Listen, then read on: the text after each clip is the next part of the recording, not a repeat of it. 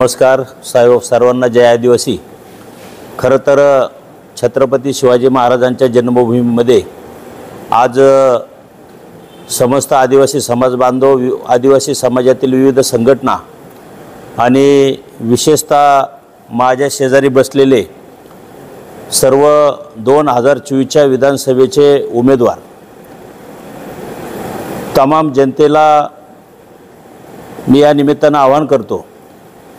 तालुक्यातील विविध पक्षातील विविध उमेदवार उभे राहत असताना खरं तर कैलासवासी कृष्णराव मुंडे साहेबांच्या नंतर आजपर्यंत आदिवासी समाजातील जी मंडळी वेगवेगळ्या पक्षामध्ये काम करते, वेगवेगळ्या संघटनेमध्ये काम करते, कुठल्याही पक्षाने आजपर्यंत आमच्या आदिवासी समाजातील कुठल्याही व्यक्तीला विधानसभा लढवण्यासाठी तिकीट दिलेलं नाही।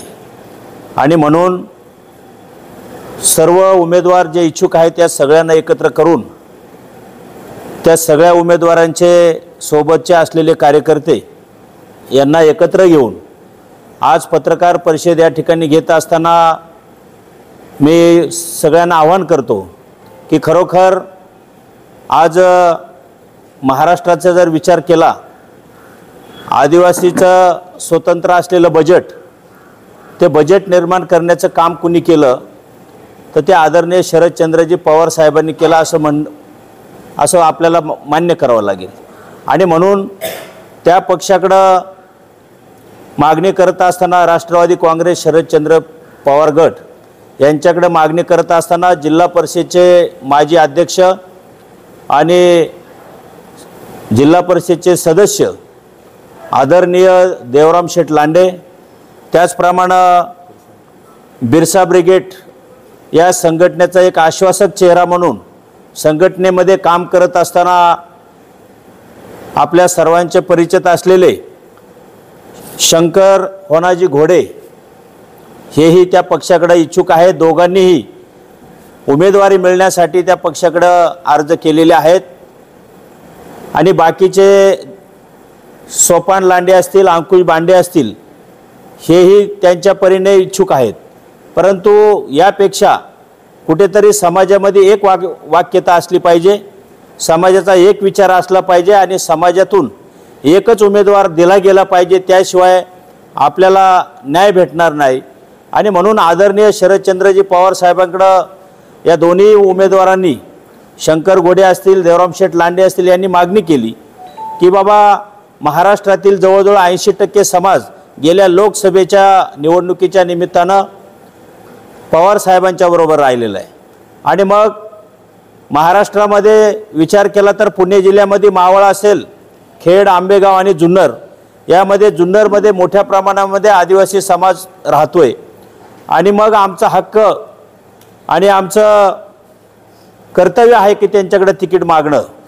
आणि म्हणून यदाकदाचित या पक्षाच्या माध्यमातून जर आमच्या उमेदवाराला जर तिकीट मिळालं नाही आणि तिकीट न देता समाजामध्ये एक वेगळ्या प्रकारे आमच्या असंतोष त्याचा निर्माण होईल आणि याचा परिणाम मात्र जुन्नर, आंबेगाव, खेड आणि मावळ या ठिकाणी आम्हाला आदिवासी समाजातले उमेदवार देऊन, मग ते छोटे मोठा पक्ष असेल म्हणा किंवा उद्या अपक्ष असेल म्हणा, त्या ठिकाणी देत असताना उद्या त्याचं प्रायश्चित्त या पक्षाला भेटल्याशिवाय राहणार नाही। म्हणून मीडियाच्या माध्यमातून आदरणीय पवार साहेब असतील, या विभागाचे शिरूर लोकसभेचे खासदार डॉक्टर अमोल कोल्हे साहेब असतील, कारण कोल्हे साहेबांकडे आम्हाला आमचं गाऱ्हाणं मांडणं गरजेचं आहे की मागच्याही लोकसभेला आणि आता गेलेल्या लोकसभेला सुद्धा आपल्याला बहुमताने आदिवासी समाजाने भरघोस असं मतदान केलेलं आहे।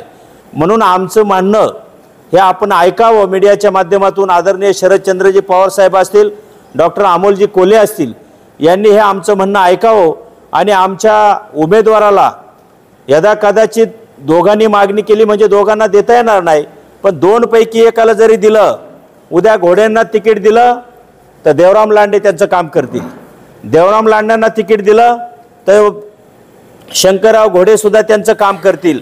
राहिला विषय बांडे असतील आणि सोपान लांडे असतील, तर ज्या वेळेस आम्हाला तिकिटाची मागणी करत असताना यदाकदाची तिकीट आम्हाला नाकारलं, तर त्यावेळची भूमिका आमची मीडियाच्या माध्यमातून नक्कीच समाजाप्रती आणि समाजाला त्यावेळेस कशा पद्धतीने आवाहन करायचं ते आम्ही त्यावेळचा निर्णय त्यावेळच्या पत्रकार परिषदेमध्ये आम्ही घेऊ।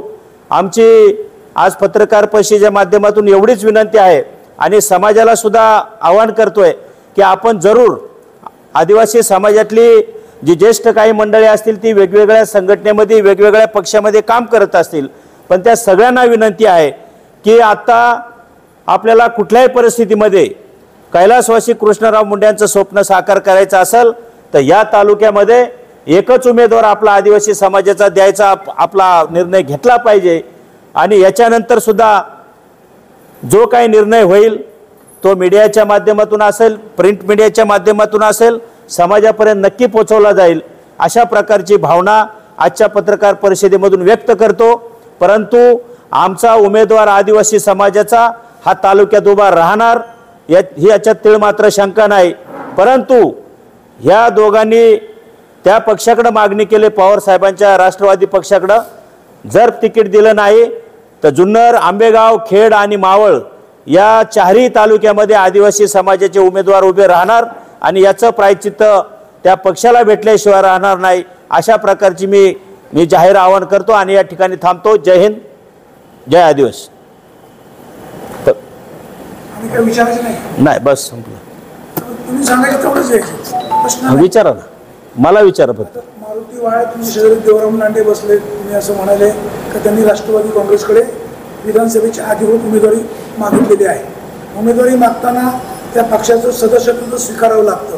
देवराम लांडे यांनी राष्ट्रवादी काँग्रेस शरदचंद्र पवार या पक्षाचं सदस्यत्व स्वीकारलं आहे काय? देवराम लांडे हे जिल्हा परिषदेचे सदस्य आणि त्याच्यानंतर जिल्हा परिषदेचे अध्यक्ष होते, जिल्हा परिषदेच्या अध्यक्षांचे अध्यक्ष होते। आदरणीय शरदचंद्रजी पवार साहेबांनीच त्यांना जिल्हा परिषदेचा अध्यक्ष बनवलेलं होतं, त्यामुळे ते ऑलरेडी ते सदस्य आहेत। असं दोन गट झाले, अजितदादा पवार गट आणि शरदचंद्रजी पवार गट, याचा अर्थ ते सभासद नाही असं नाही, ते ऑलरेडी सभासद आहेत। देवराम लांडे यांचा अजित पवार या राष्ट्रवादी काँग्रेस पक्षाशी काही संबंध नाही? नाही, संबंध नाही असं नाही मी म्हणत। अलीकडच्या काळामध्ये दोन गट झालेले आहेत, परंतु सदस्यत्वाचा जो भाग तुम्ही विचारला ते ऑलरेडी सभासद आहेत, सदस्यत्व आहेत। म्हणजे अजित पवारांच्या राष्ट्रवादी काँग्रेसशी काही संबंध नाही? नाही, त्यांनी पवार साहेबांकडे तिकीट मागितलेलं आहे ना। मान्य, म्हणजे देवराम लांडे आता अधिकृत न्यायालयाने एनसीपी जो पक्ष आहे तो पवार साहेबांचाच आहे असं डिक्लेरेशन केलेलं आहे। बाकीच्या विषय मला बोलण्याचा अधिकार नाही। अजित पवारांचा आहे असं कोर्टाने सांगितलेलं आहे, चिन्ह सुद्धा अजित पवारांना दिलेलं आहे। देवराम लांडे, मी एकच सांगतो का राष्ट्रवादी काँग्रेस शरदचंद्र पवार गटाकडे तिकीट मागणी केलेली आहे आणि ते त्याचे सभासद आहेत। देवराम लांडे आदिवासी भागातले तुल्यबळ उमेदवार आहे, त्यांचं कर्तृत्व चांगलं आहे, देवराम लांडेंचं जन्मत चांगलं आहे। मारुती वायाळ आज चांगल्या प्रकारे सूत्रसंचालन करत आहेत, तुमच्या दोघातले संबंध आजपासून चांगले झाले का?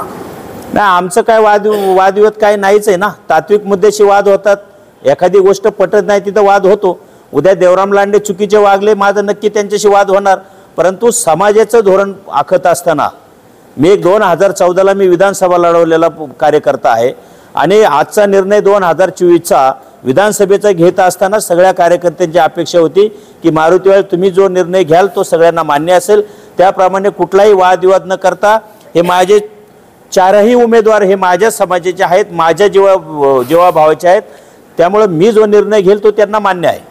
तुम्ही मगाशी असं म्हणाले पवार साहेबांनी उमेदवारी जर दिली नाही तर प्रत्येक मतदारसंघात उमेदवार 100% मतदार, प्रत्येक मतदार विधानसभा मतदारसंघामध्ये जुन्नर, आंबेगाव, खेड आणि मावळ या चारही मतदारसंघामध्ये आमचा आदिवासी समाजाचा उमेदवार उभा राहणार, याच्यामध्ये कुठल्याही प्रकारची शंका नाही। त्यांना अशी धमकीचा इशारा? धमकी नाही, आमची विनंती आहे, आमचा हक्क आहे, मागणी आहे। मागणी आहे।